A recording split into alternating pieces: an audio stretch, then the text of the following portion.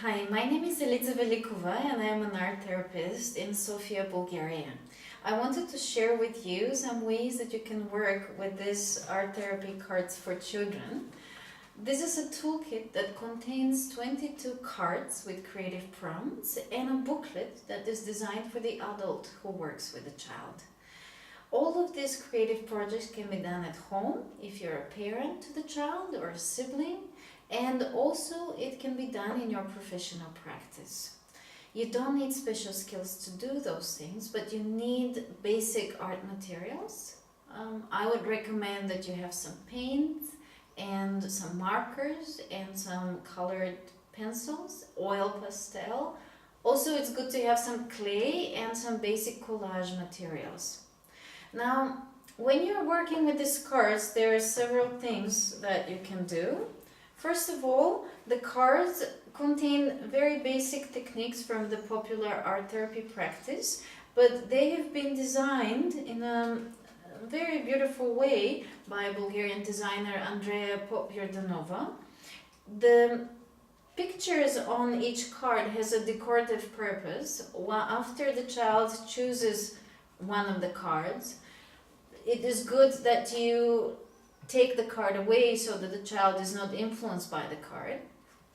And at the same time, the child can be attracted to some of the images. If the child is small and cannot read, you allow the child to choose the image that they want, and then after the child chooses, you read to them what they need to do on the card and you provide the materials for them to do it.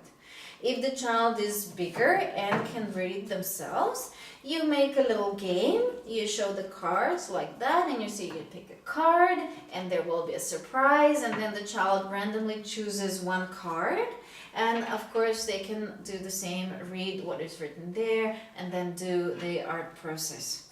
After the task is done, it is good if you just give space to the child to tell you what they want to share with you about their art materials, art practice, what happened in the process, and also to tell you the story of their image or of their sculpture. Don't analyze, don't ask them too many specific questions. In the booklet, there are some points that are shown that are of interest and maybe can give you points of discussion or some ideas to ask specific things. At the same time, just use them as a suggestion.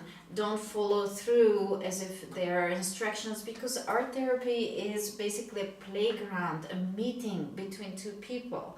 And just be curious to sit down with your child, play, and know each other better.